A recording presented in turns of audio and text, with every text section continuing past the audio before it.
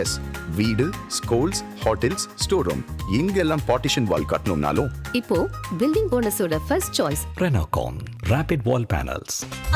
No compromise. உங்க சைடுலயும் எங்க சைடுலயும். It's a GT promise. GT Holidays, South India's #1. ஆதனர்களுக்கு பெரிய வணக்கம். இன்றைக்கு நம்மளோட மீசே ராஜேந்திரன் அவர்கள் இணைஞ்சிருக்காங்க. வழக்கம் போல நிறைய விஷயங்கள் பேச போறோம். சார் வணக்கம். வணக்கம் முரளி தம்பி, எப்படி இருக்கிறீங்க? நல்லா இருக்கேன் சார். ஆதன் டிவி நேயர்களுக்கு அன்பான வணக்கம். நீண்ட நாளுக்கு பிறகு சந்திக்கிறோம். தாவேக்காவில் மீசே ராஜேந்திரன் அப்படின்ற ஒரு போஸ்ட் சார், அப்படின்ற ஒரு நியூஸ் படிச்சதுமே எல்லாருக்கும் இன்ப அதிர்ச்சியா இருந்தது. எப்படி இருக்கு இந்த ஒரு தருணம், எப்படி இருக்கு, என்ன மாற்றம்? ஏப்ரல் 8ஆம் தேதி எங்களுடைய கேப்டனுடைய தேசிய முற்போக்கு திராவிட கழகத்திலிருந்து நான் வெளியே வந்தேன், ரிலீவ் ஆனேன். அவரோட மன்றத்தில் ஒரு 10 வருஷம் இருந்தேன், கட்சியில் ஒரு 22 வருஷம் இருந்தேன். 32 வருஷம் நான் தேசிய முற்போக்கு திராவிட கழகத்தில் இருந்து அந்த கட்சிக்காக மன்றத்துக்காகவும் நிறைய உழைச்சிருக்கிறேன். பட் எனக்கு அரசியலில் ஒரு ஐடென்டிஃபை கொடுத்ததும், சினிமாவில் ஒரு ஐடென்டிஃபை கொடுத்ததும் கேப்டன். அது மாற்று கருத்தே கிடையாது. பட் 32 வருஷம் நம்ம அந்த உழைப்புக்கான பலன் அப்படிங்கிறத நம்ம யோசிச்சு பார்த்தோம்னா அது ஒரு கொஸ்டின் மார்க் தான். ஏன்னா எனக்கு பின்னாடி வந்த ஜூனியர்ஸ் எல்லாருமே பார்த்தீங்கன்னா நிறைய பேர் எம்எல்ஏ ஆயிட்டாங்க. 2011 பார்த்தீங்கன்னா எம்எல்ஏ ஆனாங்க. ஸோ 2011 கூட்டணியில் இருக்கும்போதும் எனக்கு சீட்டு கொடுக்கல. 2006 தனியாக நிற்கும் போது எனக்கு திருநெல்வேலி மாவட்டத்தில் சேரன் மகாதேவி தொகுதி கொடுத்தாங்க. 11 கூட்டணி வரும்போது எங்கள் மாவட்டத்தில் ராதாபுரம் வாங்கி தயாரிப்பாளர் அண்ணன் மைக்கேல் ராயப்பனுக்கு அந்த தொகுதியை ஒதுக்குனாங்க. ஆக்சுவலி பார்த்தீங்கன்னா 2006 திருநெல்வேலி மாவட்டத்தில் அப்போ 11 தொகுதி இருந்தது. அதில் அதிகமான ஓட்டு வாங்கினது நான் தான். 10,862 ஓட்டு வாங்கினேன். தேசிய முற்போக்கு திராவிட கழகத்தை அந்த பகுதியில பரபரப்பாக பேச வச்சது நான் தான். இந்த மாதிரி கேப்டன் கட்சி அப்படின்னு சொல்லி நான் நாமினேஷன் தாக்கல் பண்ணும்போது யானை, குதிரை இதெல்லாம் போய் தான் நாமினேஷன் தாக்கல் பண்ணோம். அப்பெல்லாம் இவ்வளவு கெடுபிடி கிடையாது, லைசன்ஸ் யானைக்கு குதிரைக்கெல்லாம். அந்த மாதிரி ஒரு பரபரப்பாக்கி விட்டு இங்க இருந்து கேம்பெயினுக்கு நிறைய நடிகர்களை கூட்டு போய் ஒரு 8 அடியில இருக்கிற உயரமான ஒருத்தனையும் ஒரு 1.5-2 அடியில இருக்கிற குள்ளமான ஒருத்தனையும் கூட்டு போய் நிறைய சினிமா நடிகர்களை கேம்பெயினுக்கு கூட்டு போய் அந்த மாவட்டத்தில் அந்த தேமுதிகவுக்கு ஒரு கூடுதல் பலம் சேர்த்தது சத்தியமா அது நான் தான். அது அவங்களுக்கும் தெரியும். சரி, இதுவே கேப்டன் அவர்கள் இருந்திருந்தா ராஜேந்திரன் இந்த முடிவு எடுத்திருப்பாரா அப்படின்றதான் பல பேரோட கேள்வியா இருக்கு. 100% எடுத்துக்க மாட்டேன். கேப்டன் இருந்திருந்தால் கேப்டன் சீட்டு கொடுக்கட்டாலுமே நான் அங்கதான் இருப்பேன். ஏன்னா அவருடைய பாண்டிங் வேற. அதாவது கூப்பிட்டு பேசுவாரு, எப்பா சீட்டு கம்மியாக தான்ப்பா கிடைச்சிருக்கு, நான் எத்தனை பேருக்கு கொடுக்க முடியும், கொஞ்சம் மேனேஜ் பண்ணிங்களா, பேசுவார். தாய் அன்போட, தாய் உள்ளத்தோட கூப்பிட்டு பேசுவார்.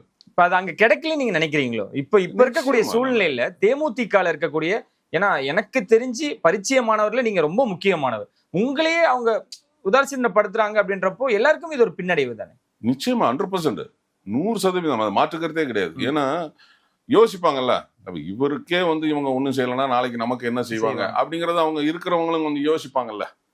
பட் நிறைய பேர் யோசிச்சுட்டு இருக்கிறாங்க. சரி, எல்லாமே கேப்டன் அப்படிங்கிற அந்த ஒற்றை சொல்லுக்காக கட்டுப்பட்டு இருக்கிறாங்க. பட் நான் என்னன்னா, சரி நமக்கு ஏஜ் ஆயிட்டு, சரி நம்மளும் அரசியல்ல கேப்டன் கற்றுக் கொடுத்த அரசியலை நம்ம கை விட்டுறக்கூடாது, இம்ப்ளிமெண்ட் பண்ணணும். இந்த இயக்கத்துல இருந்தா பண்ண முடியாது அப்படிங்கிற ஒரு காரணத்துக்காக தான். ஸோ அந்த சூழ்நிலையில எனக்கு அனைத்து இந்திய அண்ணா திராவிட முன்னேற்ற கழகத்துல அழைப்பு வந்துச்சு. நான் அதுல போய் ஜாயின் பண்ணேன். ஓகே, அப்ப என்ன சொன்னாங்க? ஏன்னா தேமுதிக தான் கதின்னு இத்தனை வருடங்களாக அதோட பயணிச்சிட்டீங்க. அப்படி நீங்க ஒரு முடிவு, கசப்பான ஒரு முடிவு எடுக்கும் பொழுது உங்களோட கட்சியில இருந்து என்ன சொன்னாங்க? அந்நியார் அவர்கள் என்ன சொன்னாங்க? அதாவது அந்நியார் பேட்டி கொடுக்கும்போது நான் இப்பவும் அவர் சகோதரர் தான் நினைக்கிறேன். அவர் இங்கேயே இருந்திருக்கலாம், அவசரப்பட்டுட்டாரு அப்படின்னு அவங்க ரெஸ்பெக்டா நல்லா தான் இன்டர்வியூலாம் கொடுத்தாங்க. அதுல மாற்று கருத்தே கிடையாது. பட் கட்சிக்காரங்க நிறைய பேர் திட்டினாங்க. அதாவது புதுசா கட்சியில வந்தவங்க, முன்னாடி இருந்தவங்க எல்லாம் தெரியும்ல, அவரு சரி அவருக்கு மனசு இஷ்டம் இல்லை போயிட்டாரு அப்படின்னு நிறைய பேர் இப்பவும் திட்டிட்டு தான் இருக்கிறாங்க. இப்போ நான் தாவேக்கால இணைஞ்சேன் கடந்த வாரம், அதுக்கு கூட திட்டிட்டு தான் இருக்கிறாங்க. அப்போ நம்ம அவங்ககிட்ட என்ன பேசுறது? போட்டுவோர் போட்டுட்டும், தூட்டுவோர் தூட்டட்டும், போகட்டும் நாரதர் நாயுடுக்கன்னு சொல்லிட்டு விசு சார் ஒரு படத்துல டயலாக் சொல்லுவாரு. நம்ம அவங்ககிட்ட திருப்பி ஒரு கேள்வி கேட்டா அவங்க முகத்தை எங்க கொண்டு வைப்பாங்க? கேட்கலாம். பட் நம்ம நான் வந்து தனிப்பட்ட முறையில் ஒரு முடிவு எடுக்கிறேன், நான் வெளியில் போகிறேன். நீங்கள் மட்டும் மாறி மாறி கட்சியோட திமுகவில் போய் கூட்ட வைக்கிறீங்க, அண்ணா திமுகவோட போய் கூட்டு வைக்கிறீங்க, பிஜேபியோட கூட்டு வைக்கிற. அப்போ கட்சி போய் கூட்டணி வச்சா தப்பு கிடையாது. தனிப்பட்ட நபர் ஒருத்தர் போய் கூட்டணி வச்சா உடனே அவன் வாட்ஸ்அப்லையும் ஃபேஸ்புக்லையும், எங்கள் கட்சியில் அதுதான் ஒரு மட்டமான அரசியல், ஃபேஸ்புக்லையும் வாட்ஸ்அப்லையும் போட்டு இப்போ கூட வந்து போட்டுட்டு இருக்கிறானுங்க. நான் வந்து ஒரு இன்டர்வியூவில் கேப்டனையும் விஜய் சாரையும் கம்பேர் பண்ணாதீங்க, அவர் யானை இவர் எறும்பு, அவருக்கெல்லாம் இவர் வர முடியாதுன்னு சொல்லியிருந்தேன் ஒரு இன்டர்வியூவில். அதையும் கட் பண்ணி இப்போ வந்து செந்தூரபாண்டி தம்பி கட்சியில் நான் இணைஞ்சிட்டேன்னு சொல்லி அதையும் இதையும் கட் பண்ணி போட்டுக்கிட்டு இருக்கானுங்க. இல்லை, நான் என்ன கேட்குறேன்னா, அது என் தனிப்பட்ட முடிவு, நான் கட்சி மாறி போகிறேன். அப்போ நான் கேட்கறதுக்கு எவ்வளோ நேரம்? உங்கள் கட்சி ஒவ்வொரு வாட்டியும் கூட்டணி ஒவ்வொரு கட்சிக்கு போய் கட்சியோட போய் நீ கூட்டணி வச்சா தப்பு கிடையாது. தனிப்பட்ட ஒருத்தன் போய் வேற ஒரு கட்சிக்கு போனா அது தப்பா? இதுக்கு ஏன் வந்து நீ திட்டுற? நாளைக்கு உனக்கும் அதே நிலைமை தானே, அது யோசிக்கணும்ல.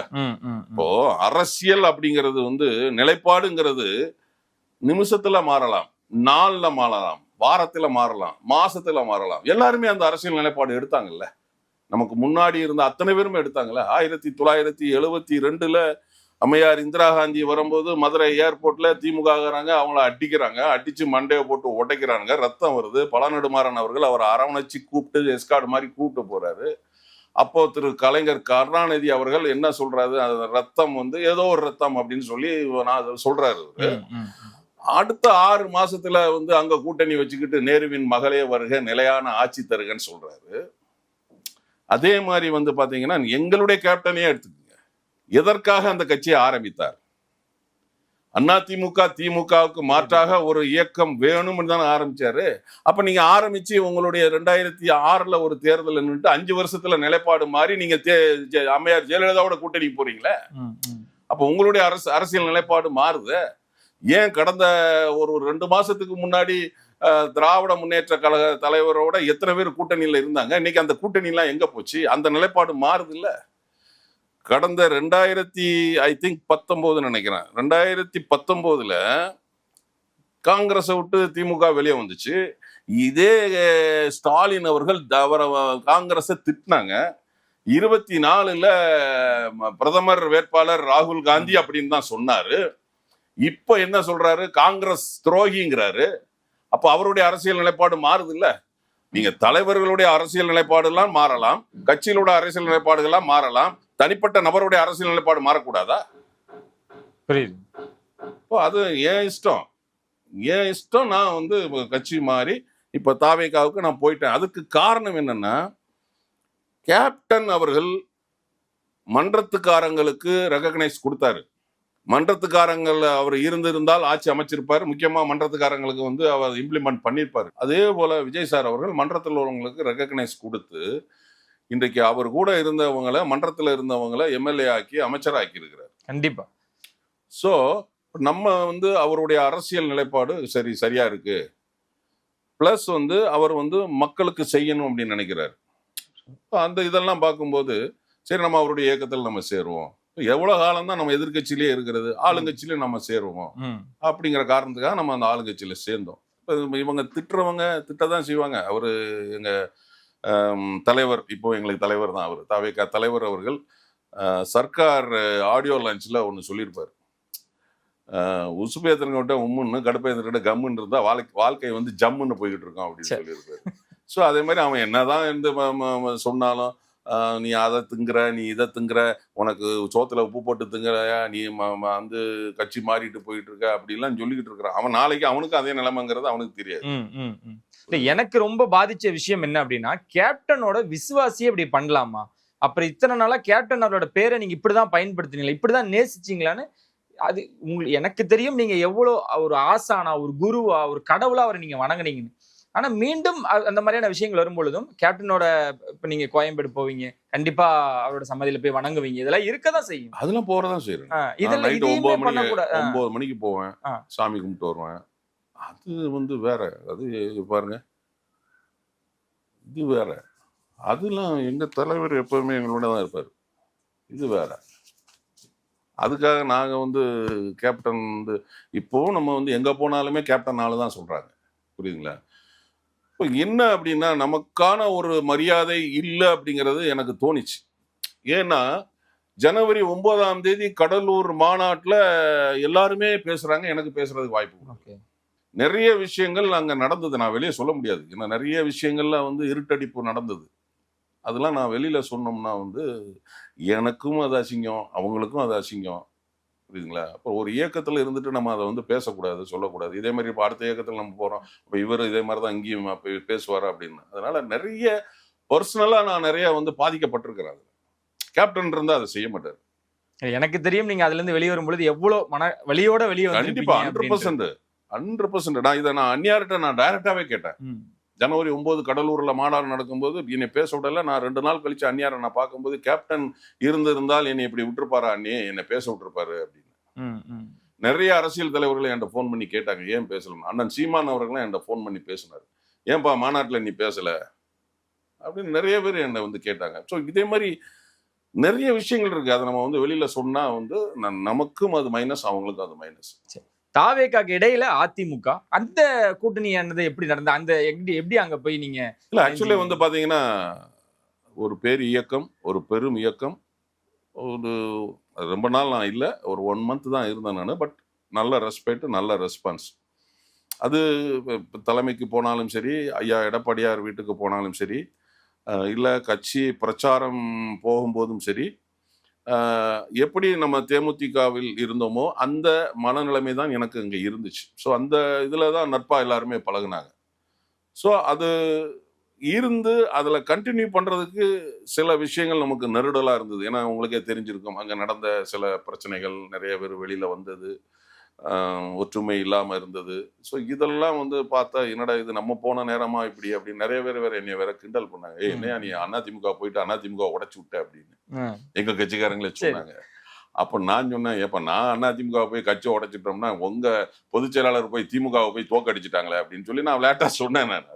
ஸோ அந்த அங்க இருக்கிற அந்த குறைபாடுகள் வந்து நமக்கு வந்து பெரிய பூதாகாரமா தெரிஞ்சுது. ஸோ நம்ம ஒரு இயக்கத்துக்கு போய் நமக்கு ஒரு வாழ்க்கை வேணும், நமக்கும் ஒரு அரசியல் வேணும், நம்மளும் வந்து அரசியலை வச்சு பொதுமக்களுக்கு ஒரு சேவை செய்யணும் அப்படின்னு ஒரு மனப்பான்மையில தலைவர் கேப்டன் கூட நம்ம வந்து அரசியல் கத்துக்கிட்டு அவரோட பயணம் பண்ணிட்டு அப்படி ஒரு அரசியல்ல நம்ம போகணும்னு நினைக்கும் போது இவ்வளவு பிரச்சனைகள் வரும்போது நான் யோசிக்கிறேன், இது என்னடா இப்படி நம்ம வந்த நேரம் அப்படின்னு யோசனை பண்ணிட்டு, சரி அப்போ அண்ணாச்சி அம்பாசமுத்திரம் சட்டமன்ற உறுப்பினர் எசகி சுப்பியா அண்ணாச்சி பேசினாங்க. நான் வந்து இந்த மாதிரி ரிசைன் பண்ண போறேன், நான் வந்து தாவேக்கால இணைய போறேன் அப்படின்னாரு. அப்போ நான் சரி அண்ணாச்சி நானும் வர்றேன் அப்படின்னு சொல்லிட்டு நான் அவரோட போய் நான் வந்து கரெக்டா குறுப்பயிற்சி அன்னைக்கு போய் அன்னைக்கு குறுப்பயிற்சி அன்னைக்கு போய் நான் வந்து தாவேக்கால என்னை இணைச்சுக்கிட்டேன். தாவேக்கால இணையும் பொழுது அங்க இருக்கக்கூடிய தாவேக்காவினரோட ரியாக்ஷன் என்னவா இருந்தது? நீங்க வரீங்க, உங்களை பார்த்ததும் வரவேற்றதும் எப்படி இருந்ததுன்னு? இல்ல ஆக்சுவலா வந்து பாத்தீங்கன்னா கீழே சபாநாயகர் அறையில போய் தான் நாங்க வந்து முதல்ல வந்து ரிசைன் லெட்டர் கொடுத்தோம். அண்ணன் ஜேசிடி பிரபாகரன் அவர்கள், சபாநாயகர் அவர்கள் வந்து அந்த ரிசைன் பண்ற அந்த சட்டமன்ற உறுப்பினர்கிட்ட நான் பேசினதை விட என்கிட்ட தான் நிறைய பேசினாப்புல. ஓகே. அதே மாதிரி அங்க எல்லாம் முடிச்சுட்டு நாங்க வந்துட்டு அண்ணன் புசி ஆனந்த் அண்ணனை பனையூர்ல அலுவலகத்துல போய் பார்த்தோம். அண்ணன் வந்து நல்லா மரியாதை கொடுத்தாங்க. அப்புறமா வந்து அண்ணன் ஆதவ ஒரிஜினா அண்ணனை வந்து அவருடைய போயஸ் கார்டன்ல அவருடைய இல்லத்துல போய் பார்த்தோம். அவரும் நல்லா வந்து மரியாதை கொடுத்தாரு. அவர்கிட்ட நான் சொன்னேன், அண்ணா நான் வந்து செல்ஃபா இன்ட்ரோடியூஸ் பண்ணேன், நான் மீசை ராஜேந்திரன், தேமுதிக கேப்டன், ஏங்க உங்களுக்கெல்லாம் முகவரியே தேவையில்லைங்க, ஊருக்கே தெரியும் உங்களை அப்படின்லாம் சொல்லி வந்து பேசினாங்க. நல்ல மரியாதை, நல்ல ரெஸ்பெக்ட். இன்னும் தலைவரை சந்திக்கவில்லை, ஏன்னா அவங்க வந்து அந்த டில்லி போற அந்த விஷயங்கள்ல மீட்டிங்ல இருந்தாங்க. பிளஸ் டில்லிக்கு போற விஷயங்கள் தலைவர்கிட்ட வந்து தேதி கேட்டிருக்கோம், கிடைக்கலாம்.